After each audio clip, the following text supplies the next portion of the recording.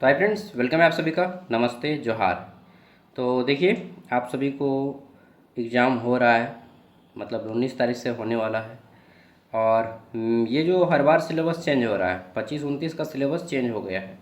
और आपसे पहले जो बच्चे पढ़ रहे थे, ठीक है, 22, 26, 23, 27 और 24, 28, उनका सिलेबस चेंज हुआ था।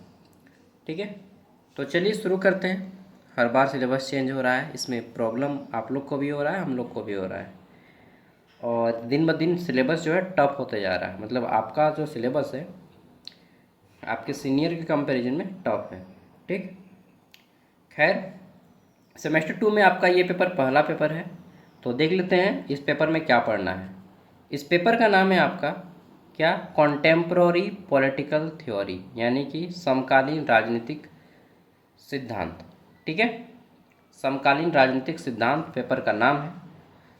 और पेपर 75 मार्क्स का होता है, सबको मालूम है। पेपर में जो कंटेंट है वो बहुत छोटा सा है, ज़्यादा लंबा नहीं है, छोटा सा सिलेबस है। इसमें पढ़ना क्या क्या है, तो देखिए, इसके टोटल 4 यूनिट हैं। यूनिट 1 है आपका व्यवहारवाद के ऊपर, बिहेवियरलिज्म एंड पोस्ट बिहेवियरलिज्म, व्यवहारवाद और उत्तर व्यवहारवाद के ऊपर। दूसरा है डेक्लाइन ऑफ पॉलिटिकल थ्योरी, मतलब है राजनीतिक सिद्धांत का अंत। ठीक है, नेक्स्ट यूनिट 2 है, इसमें आपको पढ़ना है क्या, तो debate on end of ideology and its impact on political theory, यानी कि विचारधाराओं के अंत, इसके ऊपर आपको नेक्स्ट यूनिट में पढ़ना है। यूनिट 3 में पढ़ना है आपको सिटीजनशिप, यानी कि नागरिकता के बारे में।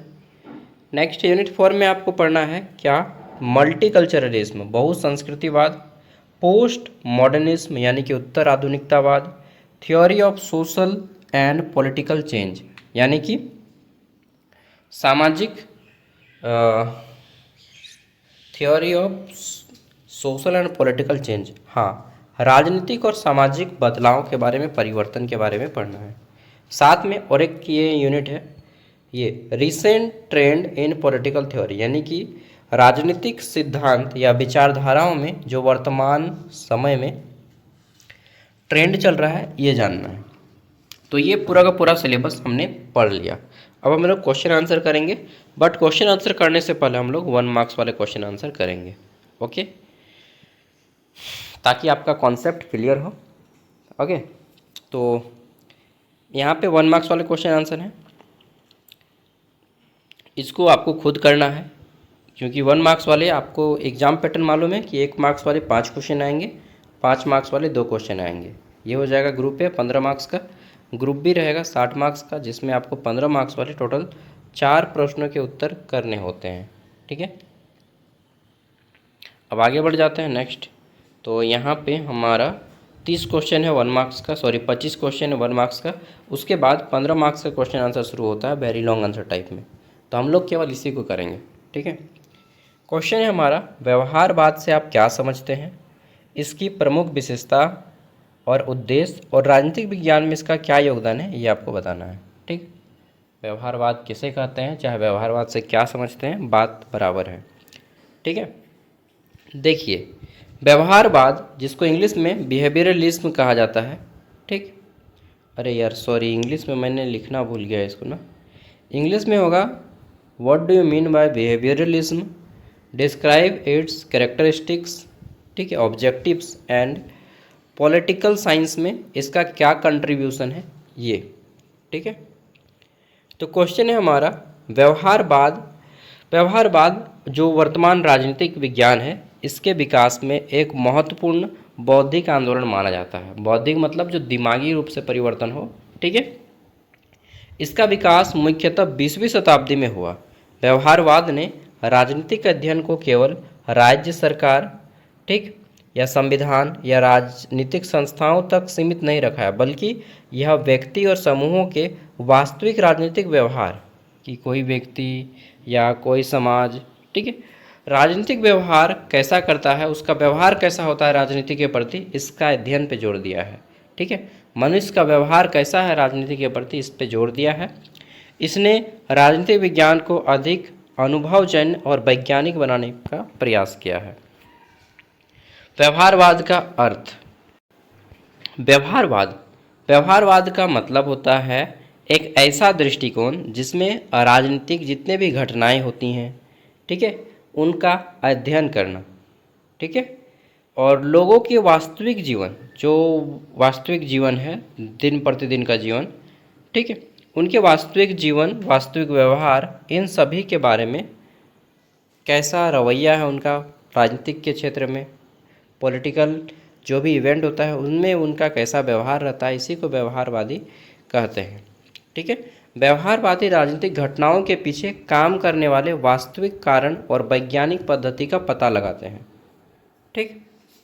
यानी कि भैया कोई भी घटना हो गई, जैसे इलेक्शन हो गया, तो उसमें आम आदमी का क्या व्यवहार है, यही व्यवहारवाद पता लगाएगा, समझे।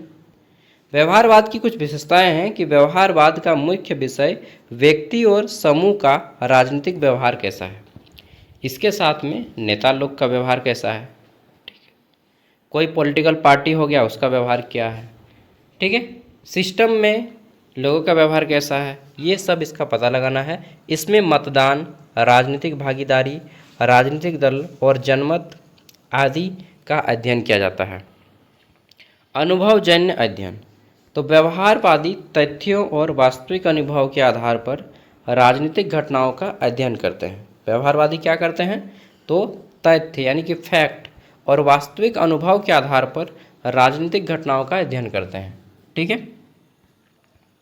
वैज्ञानिक पद्धति, तो इसमें सर्वेक्षण, साक्षात्कार, सांख्यिकी, विधि व अन्य वैज्ञानिक तकनीकों का प्रयोग किया जाता है सर्वेक्षण में। नेक्स्ट आता है हमारा मूल्य निरपेक्षता, तो व्यवहारवादी राजनीतिक अध्ययन को व्यक्तिगत, नैतिक या वैचारिक मान्यताओं से अलग रखकर वस्तुनिष्ठ बनाने का प्रयास करते हैं। इसका मतलब होता है कि व्यवहारवादी राजनीतिक ये किसी एक व्यक्ति की विचारधारा नहीं है, व्यक्तिगत या वैचारिक मान्यताओं से अलग रखकर जो सबकी विचारधारा है, ठीक है, और जो सत्य है उसको माना जाता है। अंतर्दृष्टिकोण, व्यवहारवाद ने राजनीतिक अध्ययन में समाजशास्त्र, मनोविज्ञान, अर्थशास्त्र और मानव शास्त्र जैसे विषयों की सहायता ली है, ठीक है, और उनकी सहायता से भी इसको समझने का प्रयास किया जाता है। व्यवहारवाद का योगदान क्या है, तो व्यवहारवाद ने राजनीतिक विज्ञान के अध्ययन को अधिक वैज्ञानिक और अनुभवजन्य बनाया है। इसने राजनीतिक संस्थाओं के बारे में लोगों की राय क्या है, ठीक, उनका व्यवहार कैसा है, इसके साथ साथ राजनीतिक व्यवहार और प्रक्रियाओं का अध्ययन किया जाता है। मतदान का व्यवहार, ठीक, लोग क्यों वोट देने से कतरा रहे हैं, राजनीतिक भागीदारी क्यों लोग नहीं अपनाना चाहते हैं, जनमत जैसे विषय के अध्ययन को विशेष महत्व दिया गया है। इसके अलावा नेताओं का क्यों ऐसा रवैया है कि वो समाज का कल्याण करने से बचते हैं, ठीक है, तो ये सब पे अध्ययन करता है व्यवहारवाद। अंतिम में यही कहिएगा कि व्यवहारवाद राजनीतिक विज्ञान को पारंपरिक संस्थागत अध्ययन से आगे बढ़ाकर, यानी कि जो सदियों से चली आ रही परंपरा है उससे आगे बढ़कर वास्तविक राजनीति यानी कि वास्तविक जीवन में राजनीति में क्या हो रहा है इसके बारे में पढ़ता है या पता लगाता है या अध्ययन करता है, ठीक है। इसकी कुछ सीमाएं थीं कि फिर भी आधुनिक राजनीतिक विज्ञान के विकास में इसका बहुत महत्वपूर्ण योगदान माना जाता है। अब बोलिएगा भैया ये तो हमको समझ में ही नहीं आ रहा है, क्या बताऊँ, मुझे भी समझ में नहीं आता था।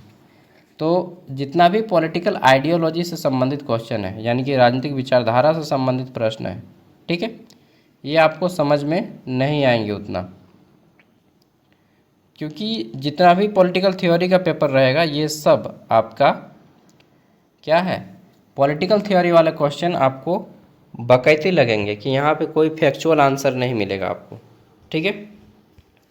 यूनिट 2 है उत्तर व्यवहारवाद क्या है, इसके उदय के क्या कारण हैं। अब देखिए जब व्यवहारवाद खत्म होता है उसके बाद शुरू होता है उत्तर व्यवहारवाद, और उत्तर व्यवहारवाद क्या है, इसकी क्या विशेषता है और राजनीति में इसका क्या योगदान है, ठीक है। तो उत्तर व्यवहारवाद, जैसे ही व्यवहारवाद खत्म होता है उत्तर व्यवहारवाद शुरू होता है। व्यवहारवाद ने राजनीतिक विज्ञान को वैज्ञानिक और अनुभवजन्य बनाने में महत्वपूर्ण योगदान दिया है। वो भी वैज्ञानिक ले रहा था, जीवन का अनुभव ले रहा था, परंतु ये अनुभव बनाने में महत्वपूर्ण योगदान दिया, लेकिन समय के साथ व्यवहारवाद वैज्ञानिक और अनुभव माना, लोगों के वास्तविक जीवन को फोकस किया। लेकिन उत्तर व्यवहारवाद क्या कर रहा है, ये समय के साथ इसकी कुछ सीमाएं स्पष्ट होने लगी।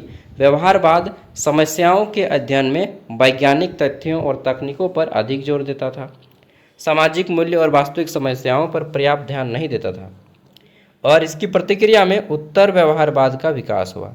ठीक है, जब व्यवहारवाद का राजनीतिक विज्ञानियों ने बोला कि नहीं नहीं इसमें कुछ कुछ बदलाव करना पड़ेगा, तब उत्तर व्यवहारवाद का विकास होता है।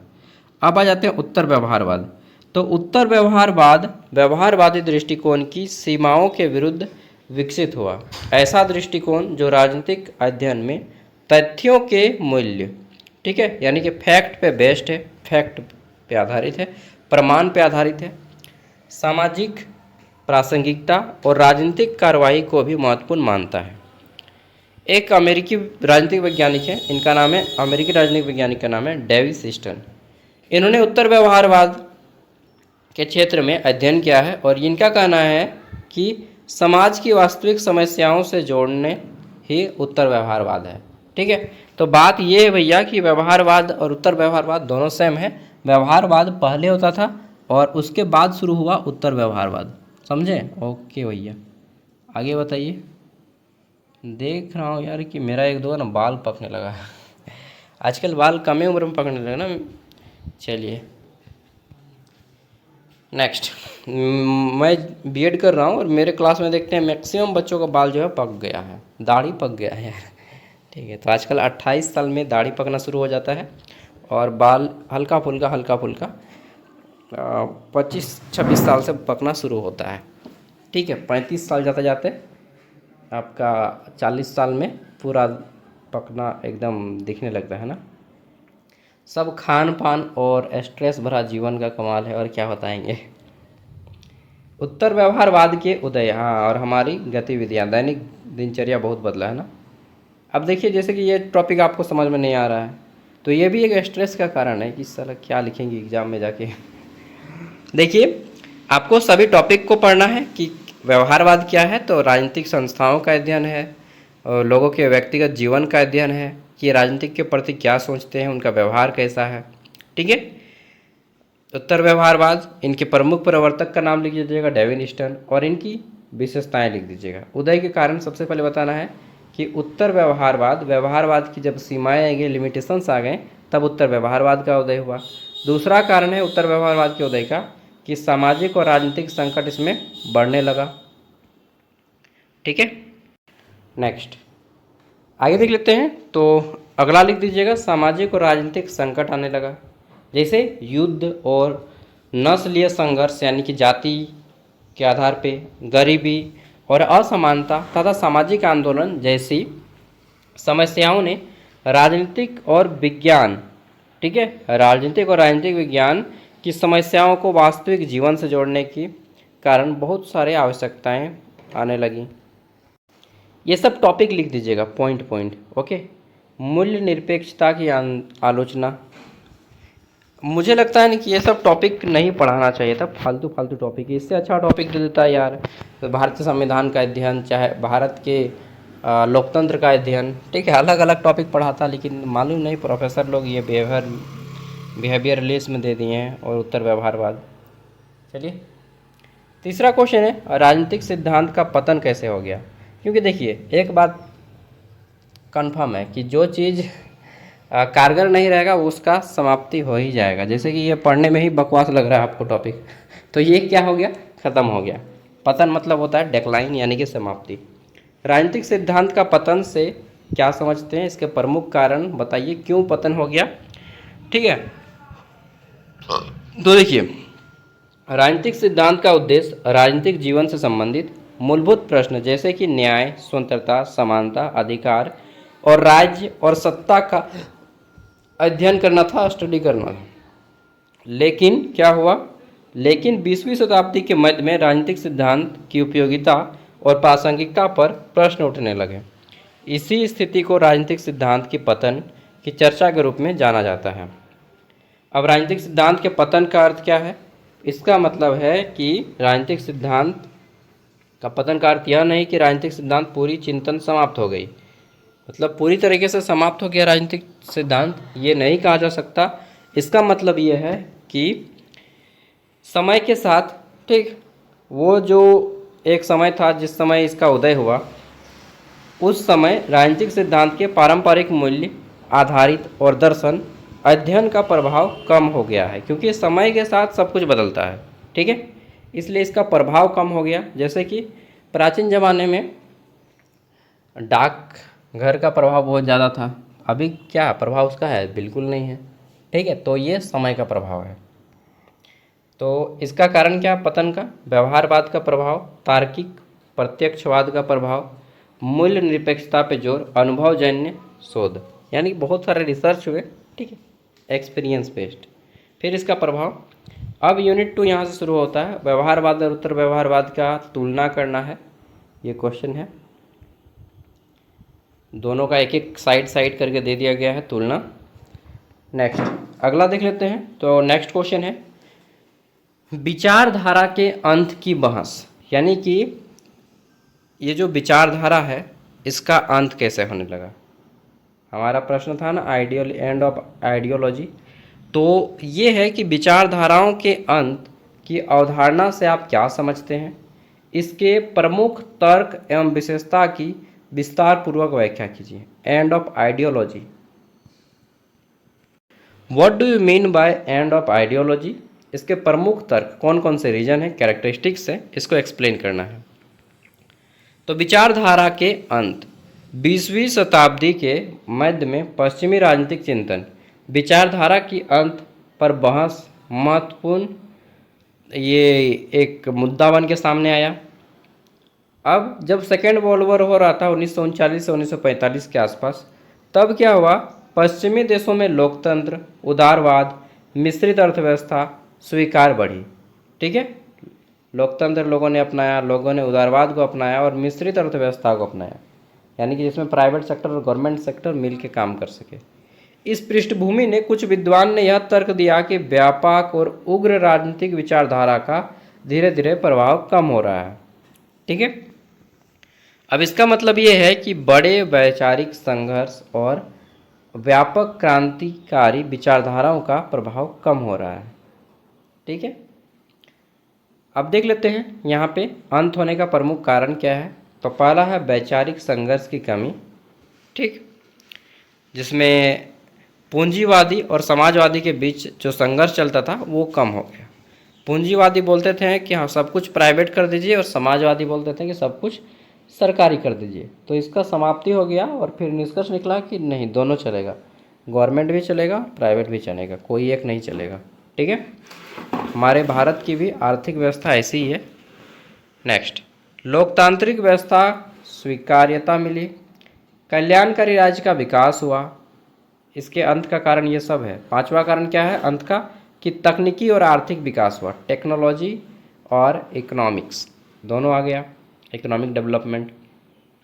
फिर आलोचना है, बोलिएगा भैया आंसर तो बहुत छोटा छोटा है। देखिए आंसर छोटा छोटा लग रहा है, लेकिन जब इसको लिखिएगा ना तो आपको 3 पेज हो जाएगा, और ज़्यादा नहीं लिखना है। मैं बताया था शुरू में कि आपको 3 पेज ही लिखना है। 15 मार्क्स के लिए एक खड़ा पन्ना का दोनों साइड और दूसरे खड़ा पन्ना का एक साइड, इतना लिखना है, और कुछ कुछ अपने से भी बातें जोड़नी है, ठीक है। अगला है विचारधारा के अंत की बहस पर राजनीतिक सिद्धांत पर क्या प्रभाव पड़ा, विस्तार पूर्वक विवेचना करें। वही क्वेश्चन है, ठीक। इसमें प्रभाव में लिखिएगा कि विचारधाराओं की प्रासंगिकता पर प्रश्न आने लगा, व्यवहारिक राजनीतिक पर जोर दिया जाने लगा, मूल्यात्मक राजनीतिक पर प्रभाव पड़ा, और नई राजनीतिक विचारधारा का विकास हुआ, ठीक है। नेक्स्ट आगे देख लेते हैं अगला यूनिट, यूनिट 3। इसका क्वेश्चन है हमारा नागरिकता के ऊपर, ठीक, कि नागरिकता से आप क्या समझते हैं, what do you mean bye citizenship. नागरिकता के विभिन्न आयामों एवं महत्व की विस्तार पूर्वक व्याख्या कीजिए, ठीक। नागरिकता से आप क्या समझते हैं, what do you mean bye citizenship. नागरिकता के विभिन्न आयाम, जो अलग अलग डायमेंशन हैं, इनके बारे में बताइए। अच्छा, नागरिक किसको कहते हैं, जैसे कि बोलते हैं कि मैं भारत का नागरिक हूँ, बोलते हैं, ठीक, कि हम भारत के नागरिक हैं। ये नागरिकता क्या होता है, देखिए नागरिकता वर्ड बना है नगर से, यानी कि नगर में रहने वाले को नागरिक कहते हैं, ठीक। अब नागरिकता की बात करते हैं। तो नागरिकता, जब आप किसी स्थान पे रहते हैं, सपोज दैट हम झारखंड में रहते हैं, तो किसी स्थान में रहने के लिए हमें कानूनी रूप से जो प्रूफ मिलता है, कानूनी रूप से जो हमारे पास दस्तावेज होते हैं जो हमें सिद्ध करते हैं कि वह व्यक्ति उस स्थान का निवासी है, इसे ही नागरिकता कहते हैं। समझे? जैसे क्या? आधार कार्ड, वोटर कार्ड, ठीक है, ये सब हमारे नागरिकता को सिद्ध करते हैं कि हम इस जगह के निवासी हैं। समझे? तो नागरिकता भारतीय संविधान के अनुच्छेद भाग 2 में है। अनुच्छेद मुझे याद नहीं है कितना है, अनुच्छेद 11 तक है, कितना कितना से कितना तक, ठीक है, भाग 2 में है। चलिए जानते हैं अब नागरिकता के बारे में। तो नागरिकता मतलब निवासी, किस राज्य के निवासी हैं, किस देश के निवासी हैं, ठीक है, कहाँ के रहने वाले हैं, ये नागरिकता है। तो नागरिकता का आधुनिक राजनीतिक सिद्धांत एक महत्वपूर्ण अवधारणा है।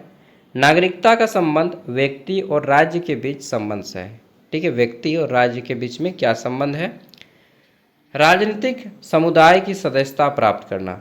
ठीक है, कुछ लोग जो होता है, व्यक्ति को कुछ अधिकार प्राप्त होते हैं राज्य से, उसके कुछ कर्तव्य भी होते हैं। आधुनिक लोकतंत्र में नागरिक केवल कानूनी सदस्य नहीं बल्कि राजनीतिक एवं सामाजिक भागीदारी भी है कि आप इस राज्य के नागरिक हैं तो आपको कुछ भागीदारी भी बनता है, कुछ जिम्मेदारी भी है। ठीक है, नागरिकता से आशय किसी राज्य या समुदाय की औपचारिक सदस्यता से है, यानी कि किसी राज्य में जो व्यक्ति निवास करता है उसकी सदस्यता, उसके आधार पर व्यक्ति को राजनीतिक, नागरिक या सामाजिक अधिकार प्राप्त होते हैं। जैसे वोट देने का अधिकार, चावल मिलता है कोटा में तो वो अधिकार। ठीक है, आप कहीं पे जाते हैं, ठीक है, तो देखा जाता है कि भाई ये दूसरे देश का नागरिक है तो उसका भी एक अलग से पास बनता है, तो ये नागरिकता का प्रमाण है। ठीक है, वह राज्य के कर्तव्य का पालन करता है। और जैसे कि कोई मान लीजिए भारत एक राज्य है, कोई केंद्र शासित प्रदेश होता है तो वो केंद्र शासित प्रदेश का पालन करता है। समझ रहे हैं ना? केंद्र शासित प्रदेश का एक अलग कर्तव्य है, राज्य का एक अलग कर्तव्य है। ठीक है, तो ये अपने पालन भी करता है राज्य के कानून का। ब्रिटिश समाजशास्त्री है, इनका नाम है टी.एच. मार्शल। इन्होंने नागरिकता के विकास में 3 प्रकार के अधिकारों को जोड़ा है। पहला है नागरिक अधिकार। प्रत्येक नागरिक को कुछ अधिकार मिलते हैं, जैसे स्वतंत्रता का अधिकार, अभिव्यक्ति यानी कि अपनी बात को रखने का अधिकार, संपत्ति का अधिकार, कानून के समक्ष समानता का अधिकार। नेक्स्ट आता है राजनीतिक अधिकार। इसमें आ जाता है राजनीतिक प्रक्रिया में भाग लेना, मतदान करने तथा राजनीतिक प्रतिनिधित्व से संबंधित अधिकार। सामाजिक अधिकार, शिक्षा, सामाजिक सुरक्षा और न्यूनतम जीवन जैसी सुविधाओं से संबंधित अधिकार।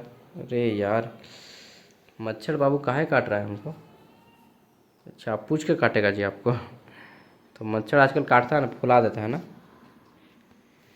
नागरिकता का महत्व क्या है? तो देखिए, किसी राज्य के नागरिक होते हैं तभी आपको उस राज्य में रहने दिया जाता है, अदरवाइज फिर बोलते हैं कि ये विदेशी है, भगाओ इसको। ठीक है, तो आपको उस राज्य में रहने नहीं दिया जाएगा। पुलिस या जो भी है उसको डर रहता है कि दूसरे राज्य से आके कुछ यहाँ पे क्राइम वगैरह तो ना करे। ठीक है, इसके अलावा आपको उस राज्य में आवास मिल सकता है, वोट देने का अधिकार मिल सकता है, राशन पानी मिल सकता है। ठीक है, वहाँ पर ड्राइविंग लाइसेंस मिल सकता है, स्कूल में रहने के लिए मिल सकता है, बहुत कुछ रहता है। ठीक है, और भी बहुत सारे फैसिलिटीज़ मिलते हैं, हॉस्पिटल में मिल सकता है फैसिलिटीज़। ठीक है, चलिए, ब्लॉक में मिल सकता है फैसिलिटीज़। अगला प्रश्न है बहुसंस्कृतिवाद, मल्टीकल्चरलिज्म क्या है, इसकी विशेषताओं के बारे में बताइए। तो देखिए, भारत देश में अलग अलग प्रकार की संस्कृतियाँ हैं, हर राज्य का अपना संस्कृति है। ठीक, तो आधुनिक समाज विभिन्न भाषाएं बोलता है, हर एक राज्य की अपनी भाषा है, अपना धर्म है, हर एक राज्य में अनेक प्रकार की जातियाँ पाई जाती हैं, अपनी संस्कृति है। ठीक है, सभी का जीवन शैली अलग अलग है।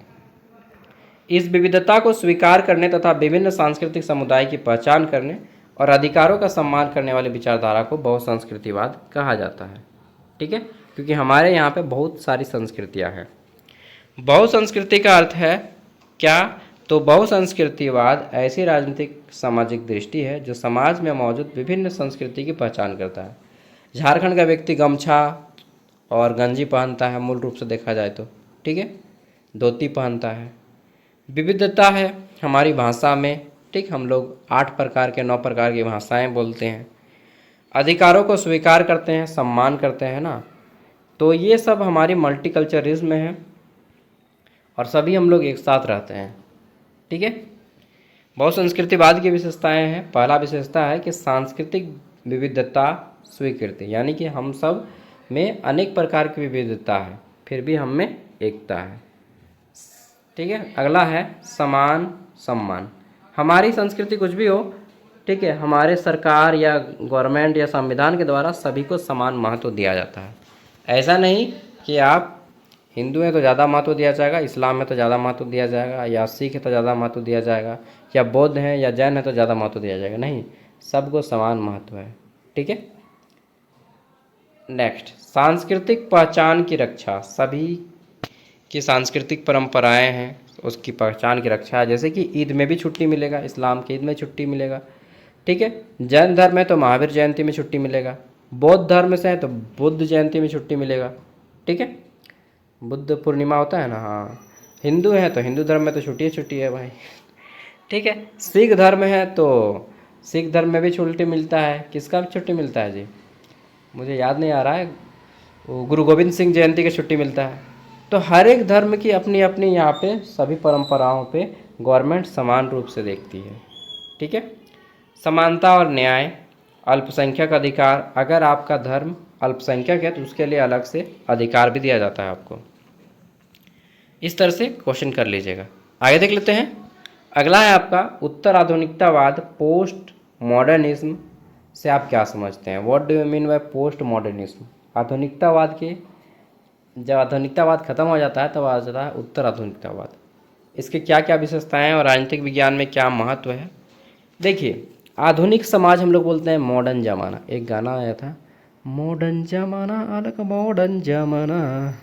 ठीक है, रे बाबा आजकल कर छोड़ा माने सुने डिस्को गाना रे। तो वो मॉडर्न ज़माना ख़त्म हो गया, अब आ गया है उत्तर आधुनिकतावाद, पोस्ट मॉडर्निज्म, जेन जी युग। इसको हम लोग एआई ज़माना भी बोलते हैं, आर्टिफिशियल इंटेलिजेंस। ठीक है। तो आजकल क्या आ गया है, एआई ज़माना, आर्टिफिशियल इंटेलिजेंस। इसको बोलते हैं उत्तर आधुनिकतावाद, यानी कि आधुनिक मॉडर्न से भी आगे। तो आधुनिकतावाद उन धारणाओं की आलोचना करता है जो पुराने ज़माने से चले आ रहे विचारधाराओं को तोड़ता है। ठीक है, इसे ही उत्तर आधुनिकतावाद कहते हैं। और इसमें बहुत सारी चीज़ों को तोड़ा है। सार्वभौमिक सत्य को मानता है, निश्चित ज्ञान है इनके पास। ठीक है, यानी कि आज के ज़माने के व्यक्ति जो भी है पुरानी धारणाओं को नहीं मानते हैं। जैसे कि पुराने ज़माने में वर्ण व्यवस्था था, ब्राह्मण क्षत्रिय वैश्य शूद्र, जो अपना जाति का है वही अपना काम करेगा। ये सब मानते हैं? बिल्कुल नहीं मानते। तो हम लोग क्या कर रहे हैं, पुरानी धारणाओं को तोड़ रहे हैं। ठीक है। नेक्स्ट, यह विविधता का सम्मान करता है, यानी कि हम लोग जो है विविधता है, अलग अलग जाति धर्म के लोग सब एक साथ रहते हैं। ठीक है। बहुलता, ठीक, अलग अलग दृष्टिकोण को महत्व देते हैं। नेक्स्ट, उत्तर आधुनिकतावाद का अर्थ। उत्तर आधुनिकतावाद एक ऐसी बौद्धिक है दृष्टि है, यानी कि दिमाग से हम लोग एक ऐसे दृष्टिकोण से देखते हैं जो सार्वभौमिक सत्य, निश्चित ज्ञान और एक रूपता के दावों पर प्रश्न उठाती है, अनेक दृष्टिकोण और अनुभवों को महत्व देती है। प्रमुख विशेषताएं क्या हैं? सार्वभौमिक सत्य की आलोचना करना, या किसी एक अंतिम और सार्वभौमिक सत्य को स्वीकार करने के प्रति सावधानी बरतता है। बहुलता पे जोर देता है, विभिन्न विचारों, संस्कृति और अनुभवों को महत्व दिया जाता है। सत्ता और ज्ञान का संबंध होता है इसमें। ओके। पहचान की विविधता होती है इसमें, माफ कीजिएगा। और एक चीज़, आप लोग का एग्ज़ाम शुरू होने वाला है तो मैं ये ये चीज़ आपको बता देता हूँ। ठीक है। देखिए दोस्तों, आप लोग का एग्ज़ाम शुरू होने वाला है और अभी ना पूरा सावन महीना चल रहा है, सावन भादो। तो ये 2 महीना जो है ना बारिश का मौसम है, तो आप लोग सब कोई रेनकोट ले लीजिएगा। अदरवाइज़ फीवर वगैरह तो आप लोग को आया ही होगा कभी नहीं। ठीक है, अभी फीवर का सीज़न चल रहा है, मुझे भी आया एक बार। ठीक है, हर साल सबको तो आता ही है। बरसात का मौसम ही है, जर बुखार, ठीक है, माथा दर्द, ये बॉडी पेन, कमजोरी, ठीक है, ये सब का समय है। इसलिए आप लोग बरसात से बचने के लिए रेनकोट ले लीजिएगा, या छाता साथ में लेके जाइएगा डेली। हाँ, लेकिन खो के मत आइएगा। मैं एगो छाता लिया, कॉलेज गया, खो गया, तो ऐसा नहीं करना है। चलिए आगे बढ़ जाते हैं। और इसके बाद आपका माइनर पेपर, मुझे जहाँ तक लगता है पॉलिटिकल साइंस के स्टूडेंट आपका हिस्ट्री रखते हैं ना माइनर पेपर, ये पेपर पक्का मैं बता रहा हूँ, ये पेपर उतना अच्छा से किसी को समझ में नहीं आएगा। ठीक है, 100% तो नहीं, 80% 70% भी समझ गए तो बहुत, क्योंकि ये पेपर समझने लायक ही नहीं है। जब भी आपको राजनीतिक सिद्धांत पढ़ना रहेगा, विचारधारा पढ़ने रहेगा, तब आपका दिमाग ठन ठन करेगा कि यार कहाँ फंस गए हैं। ठीक है, बट पॉलिटिकल साइंस में आपको बीच बीच में राजनीतिक सिद्धांत पढ़ना है, कोई बात नहीं, मज़ा आएगा। ठीक है, कुछ भी जो थोड़ा बहुत नोट बना लीजिएगा 4-5 पेज का, उसी को जोड़ जाड़ के लिख दीजिएगा। ठीक है, क्वेश्चन है हमारा, सामाजिक एवं राजनीतिक परिवर्तन के सिद्धांत की व्याख्या कीजिए। तो क्या क्या सामाजिक और राजनीतिक परिवर्तन हो रहा है समय के साथ साथ, बहुत सारे हमारी सामाजिक और राजनीतिक परिवर्तन हो रहा है। संस्था, आर्थिक व्यवस्था, राजनीतिक संस्था और सत्ता, ठीक है, संबंध में परिवर्तन हो रहा है। इन्हीं को क्रमशः सामाजिक और राजनीतिक परिवर्तन कहा जाता है। ठीक है, इसमें क्या क्या परिवर्तन आप लिखिएगा, तो इसमें लिख सकते हैं राजनीतिक परिवर्तन। ठीक, इसका मतलब ये है कि संस्था, सत्ता, संबंध, शासन व्यवस्था, प्रक्रिया में परिवर्तन। पहले क्या चलता था, राजा का राज चलता था। अभी क्या चल रहा है, राजा का राज चल रहा नहीं, अभी हम लोग क्या कर रहे हैं, तो अभी हम लोग चला रहे हैं लोकतांत्रिक। ठीक है, यार मच्छर तो काटा ना, फुला दिया एकदम। नेक्स्ट, सामाजिक एवं राजनीतिक परिवर्तन के प्रमुख कारण। आर्थिक परिवर्तन, ठीक, यानी कि लोग अपने मनपसंद काम को कर सकते हैं। तकनीकी परिवर्तन, आजकल तकनीकी का टेक्नोलॉजी का ज़माना आ गया, यानी कि हर काम में हम लोग टेक्नोलॉजी का यूज करते हैं। ठीक है, पहले ऑफिस में जितना भी काम काज होता था लगभग सब हाथ से होता था, लेकिन आजकल सब कंप्यूटर से हो रहा है। ठीक है, सामाजिक आंदोलन, समाज में बहुत सारे परिवर्तन आए हैं। वर्ण व्यवस्था, समानता, पहले महिलाओं का अधिकार नहीं था पढ़ने का, वो सब भी अधिकार मिले। राजनीतिक संघर्ष, ठीक, सत्ता और अधिकार के लिए होने वाले संघर्ष। वैश्वीकरण, विश्व अब क्या हो गया, एक हो गया है, एक परिवार हो गया, वसुधैव कुटुंबकम हो गया, यानी कि संपूर्ण विश्व एक परिवार में बंध गया है। अब कोई भी व्यक्ति किसी भी देश में जाकर कोई भी काम कर सकता है, बस पासवर्ड होना चाहिए। कोई भी वस्तु अपना दूसरे देश में सामान बेच सकता है। ठीक है, ये सब लिखना है आपको। आगे देख लेते हैं, ये शायद अंतिम क्वेश्चन है, हाँ अंतिम क्वेश्चन है। समकालीन राजनीतिक सिद्धांत की प्रमुख प्रवृत्तियाँ बताइए। तो एक और लास्ट में था ना, रिसेंट ट्रेंड इन पॉलिटिकल थ्योरी, तो वही है समकालीन राजनीतिक सिद्धांत। ठीक है, इसके बारे में विस्तार से बताना है। देखिए, वर्तमान समय में हमारे साथ बहुत सारी राजनीतिक चुनौतियाँ हैं। समकालीन राजनीतिक सिद्धांत बदलते समय और आर्थिक राजनीतिक परिस्थितियों के साथ साथ निरंतर विकसित हो रही है। ठीक है, समाज समय के साथ विकसित भी होता जा रहा है। वर्तमान राजनीतिक सिद्धांत केवल राज्य या सरकार तक सीमित नहीं है। पहले राजनीतिक विज्ञान केवल राज्य और सरकार का ही पढ़ते थे, परंतु आजकल हम लोग संस्कृति के बारे में पढ़ रहे हैं, अलग अलग पहचान, अलग अलग लिंग। ठीक है, लिंग में आप केवल पुरुष या महिला नहीं, बल्कि थर्ड जेंडर, जिसे आप लोग क्या बोलते हैं, छक्का बोलते हैं ना जी, छक्का नहीं बोलिए, उन लोग का भी सम्मान है, तो उनको थर्ड जेंडर बोलिए। ठीक है, नेक्स्ट, पर्यावरण के ऊपर भी आज जो लोग हम लोग पॉलिटिकल साइंस में पढ़ रहे हैं, अपने अधिकार और वैश्विक न्याय के ऊपर भी पढ़ रहे हैं। ठीक है, इन सब मुद्दों को क्या है आपका राजनीतिक विज्ञान में जोड़ा गया है वर्तमान समय में। तो इनमें प्रमुख प्रवृत्ति हम दीजिएगा कि न्याय का सिद्धांत, बहुसंस्कृतिवाद का सिद्धांत, ठीक है, नारीवादी सिद्धांत, यानी कि महिलाओं को भी अधिकार है सभी चीज़ों का, पर्यावरण का अधिकार। ठीक है, पर्यावरण पे ज़्यादा पोल्यूशन नहीं करना है, क्योंकि इसके कारण बहुत सारी हमारे पर्यावरण में प्रॉब्लम्स हो रही हैं, जैसे कि ग्लोबल वार्मिंग बढ़ रहा है। ठीक, अल्ट्रा वायलेट रे जो होता है, सूर्य से पराबैंगनी किरण निकल जा रही हैं।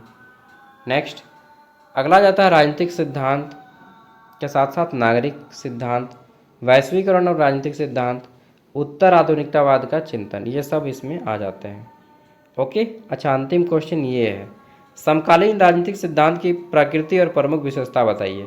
तो इसमें बता दीजिएगा वही सब कि बहुलता का दृष्टिकोण है, बहुलवादी दृष्टिकोण, न्याय और समानता पर जोर दिया गया, पहचान के महत्व पर जोर दिया गया, अधिकारों की रक्षा की गई, भागीदारी, विश्व दृष्टिकोण, वही सब चीज़ें हैं। ठीक है, तो देखिए, अगर आपको सारा पीडीएफ चाहिए, इसमें मेजर पेपर का मैं बात कर रहा हूँ, माइनर पेपर का मैं बात कर रहा हूँ। माइनर पेपर का नाम आजकल एसी पेपर हो गया है, एसी पेपर, ठीक, एमडीसी पेपर, इसके अलावा रहेगा आपका सेक पेपर, इसके अलावा रहेगा आपका बैक पेपर, इसके अलावा रहेगा आपका सोशल अवेयरनेस का पेपर, एईसी का पेपर। सब पेपर सेमेस्टर 2, सेमेस्टर 3, 4, 5, 6, 7, 8 तक सिर्फ 60 रुपया में ज्ञान सागर ऐप पे। जो लोग इंस्टॉल नहीं किए इंस्टॉल कर लीजिएगा, लिंक मैं वीडियो का डिस्क्रिप्शन में दे रहा हूँ। ठीक है, ऐप के बारे में थोड़ा सा बता देता हूँ। तो देखिए यह ऐप है ज्ञान सागर ऐप। जो लोग इंस्टॉल किए हैं आप सभी को बहुत बहुत धन्यवाद, जो लोग नहीं किए उन लोग देख लीजिए। तो ऐप को इंस्टॉल करने के लिए सबसे पहले लिंक वीडियो का डिस्क्रिप्शन में मिलेगा। प्ले स्टोर में भी अगर आप सर्च करेंगे ज्ञान सागर तो आपको ये ऐप मिल जाएगा। सबसे पहले इंस्टॉल करना है। इंस्टॉल करने के बाद क्या होगा, ये ऐप आपका इस तरह से आ जाएगा। जोहार झारखंड लिखा आएगा, बिरसा मुंडा का फोटो आएगा और ऐप यहाँ पे आके रुक जाएगा। इंस्टॉल करने के बाद ओपन कीजिएगा तो यहाँ पे आके रुक जाएगा। यहाँ पे क्लिक करना है क्रिएट एन अकाउंट, इस पर क्लिक करेंगे। जैसे इस पर क्लिक करेंगे ना क्रिएट एन अकाउंट, यहाँ पे आपका फुल नेम और फ़ोन नंबर डालने को आएगा। यहाँ पे फुल नेम डालिएगा, फ़ोन नंबर डालिएगा और फिर से आपको क्लिक करना है क्रिएट एन अकाउंट। अब इस पर जैसे ही क्लिक कीजिएगा तो क्या हो गया, OTP आएगा, OTP को डालिएगा, ऐप आपका ओपन हो जाएगा। ओके, यहाँ पे ऑल कोर्स में क्लिक कीजिएगा, all course. Okay, all course में जो ही आप क्लिक करेंगे तो क्या होगा भैया, सभी यूनिवर्सिटी का कोर्स खुल जाएगा। आपको यहाँ से SKMU दुमका का कोर्स लेना है, बाय नाउ पे क्लिक करेंगे।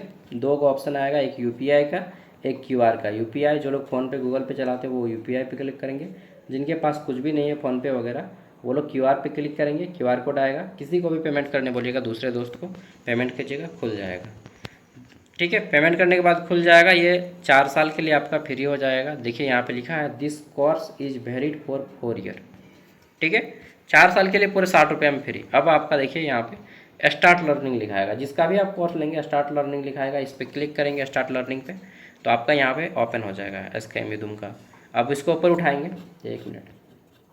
अरे यार भाई मेरे ऊपर आ जाओ ना जल्दी यार, की लेसन लेट करेंगे रे भाई।